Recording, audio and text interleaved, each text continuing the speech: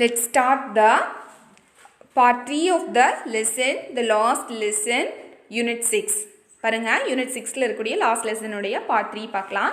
After the grammar, we had a lesson in writing. So grammarக்கு அப்புறமா எங்களுக்கு வந்து writing work கொடுத்திருந்தாரு. அதாவது French வந்து எழுத சொல்லியிருந்தாரு. That day, M. Hamel had new copies for us. So அந்த அன்னைக்கு எம் ஹேமல் வந்து புது காப்பீஸ் எங்களுக்கு கொண்டு வந்திருந்தாங்க. இந்த ஹேண்ட் ரிட்டன் நம்ம நோட் வச்சுருக்கு பார்த்தீங்களா, அந்த மாதிரி note. Written in a beautiful round hand, France Alsace.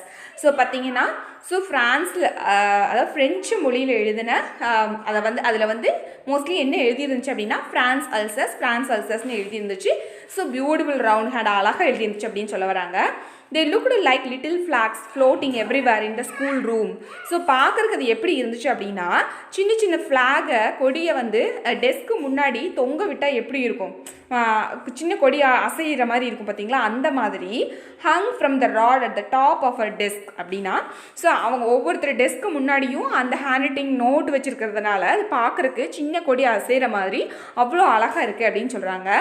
You ought to have seen how everywhere set to work and how quiet it was. So நீங்கள் பார்த்துருக்கணும் அந்த இடத்துல ஒரு அவ்வளோ அமைதியாக எல்லாம் வேலை செஞ்சுட்டு இருந்தாங்க. எல்லோரும் என்ன வேலை செஞ்சுட்டு இருந்தாங்க, எழுதிட்டு இருந்தாங்க அப்படின்னு சொல்கிறாங்க. The only sound was the scratching of the pens over the paper.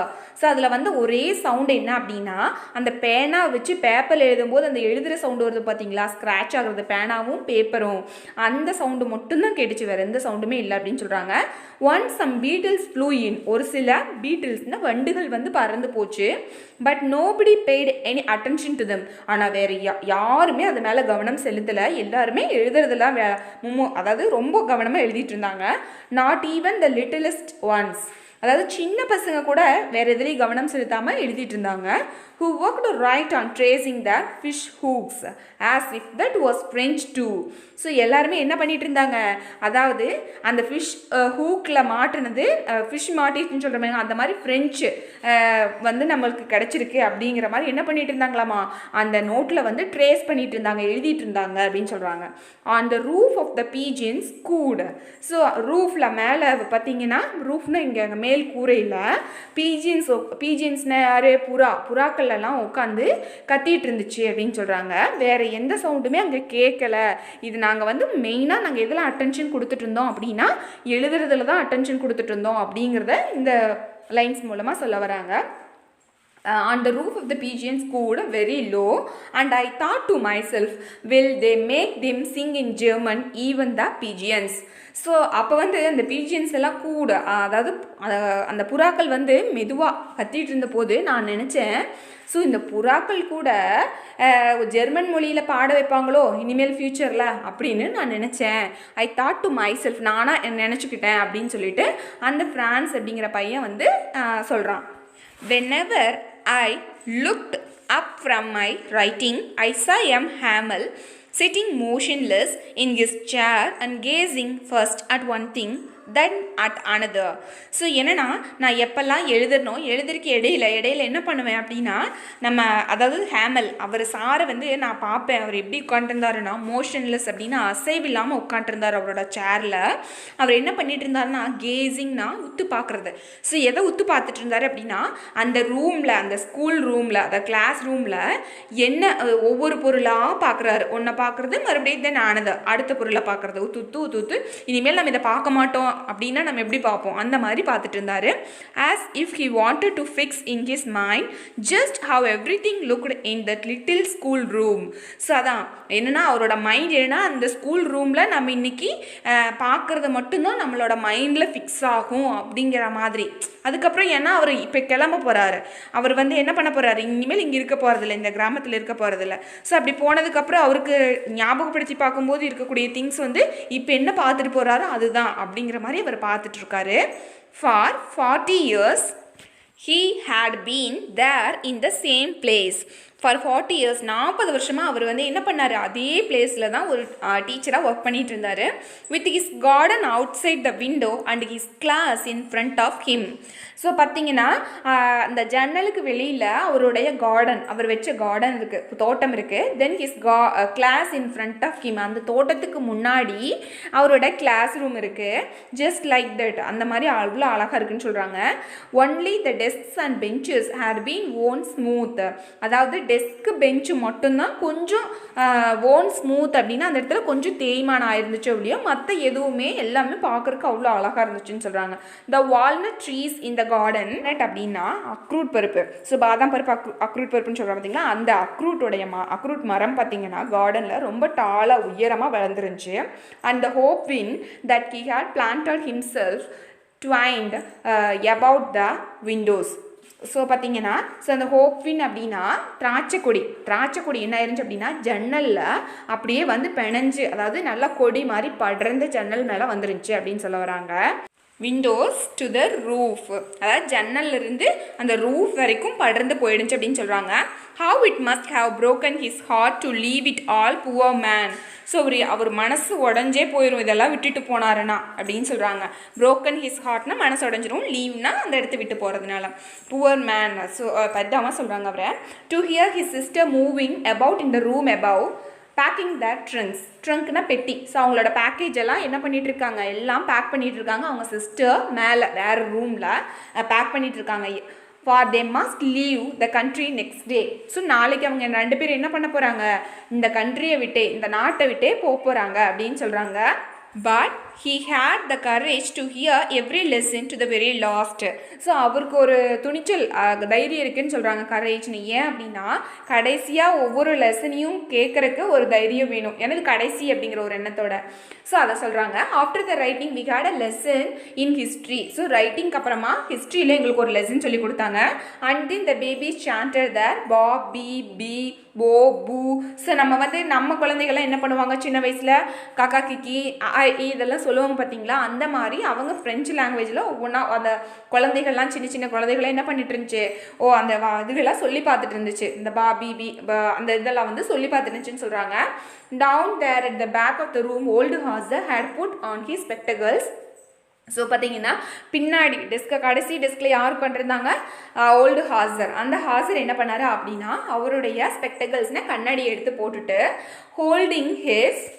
holding his primer in both hands spelled the letters with them. So அவரும் என்ன பண்ணாருன்னா அந்த ப்ரைமரை அவரோட 2 கையில் மடி மேலே வச்சுட்டு அந்த கண்ணாடி போட்டு பார்த்துட்டு அதில் இருக்கக்கூடிய லெட்டர்ஸை அவரும் சொல்கிறாரு, ஸ்பெல் பண்ணுறாரு அப்படின்னா ஸ்பெல்லிங்கை உச்சரிக்கிறாருன்னு அர்த்தம். You good see that he too was crying. So அப்படி சொல்லும்போது அவரும் அழுதுகிட்டே சொல்கிறாரு. His voice trembled with emotion. So அவரோட வாய்ஸ் குரல் வந்து நடுங்குது அந்த இடத்துல எமோஷனில். அதாவது ஐயோ இதோட முடிஞ்சிருச்சு ஃப்ரெஞ்ச் அப்படிங்கிற ஒரு பதட்டத்தில் என்ன பண்ணுறாரு, நடுங்கிட்டே வந்து அழுதுகிட்டே வந்து அதை சொல்கிறாரு. And it was so funny to hear him that we all wanted to laugh and cry.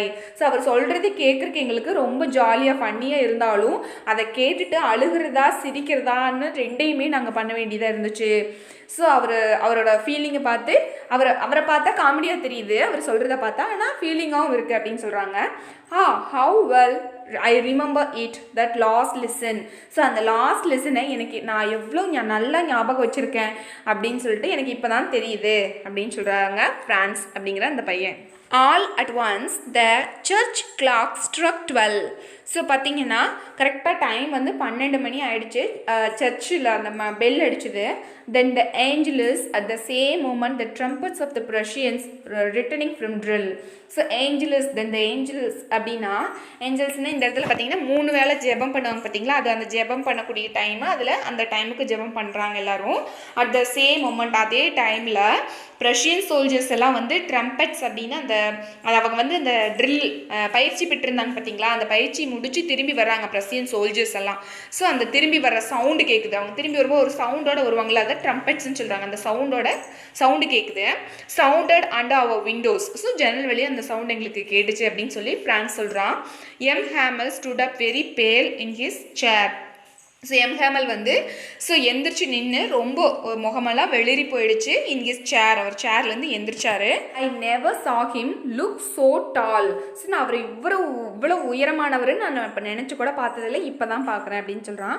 My friends said he I but something choked him, he couldn't go on. So my friends, என்னுடைய நண்பர்களே, நான் அப்படின்னு சொல்லிட்டு அதுக்கு மேலே அவரால் என்ன பண்ண முடியல. சம்திங் சோக்ட் ஹிம்னா அவர் அப்படியே எதையும் பேச முடியாமல் அப்படியே நின்றுட்டார். ஹீ குடன்ட் கோ ஆன், அதுக்கு மேலே அவரால் பேச முடியல. Then he turn to the blackboard, took a piece of chalk and bearing on with all his might. So அவருடைய அப்புறம் அதுக்கப்புறம் கடைசி என்ன பண்ணாருன்னா, பிளாக் போர்ட் கிட்ட நேராக திரும்பி ஒரு சாக் பீஸ் எடுத்துட்டு அதில் வந்து அவருடைய எல்லா சக்தியும் திரட்டி, bearing on all his might அப்படி எல்லா சக்தியும் திரட்டி என்ன எழுதினார் அப்படின்னா, he wrote as large as he could vive la France.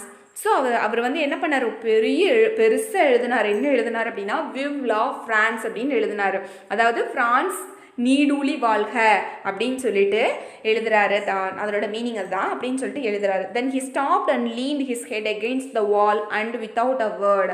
So அவர் அதுக்கப்புறம் என்ன பண்ணார், அப்படியே நின்றுட்டு அப்படியே அவரோட தலையை அந்த இடத்துல சாய்ச்சிட்டார், செவரில் அந்த பிளாக் போர்ட்லேயே இப்படி சாய்ச்சிட்டு எந்த ஒரு வார்த்தையும் பேசாமல் அப்படியே அசைவிலேயே என்ன சொல்கிறாரு, to us with his hand, school is dismissed, you may go.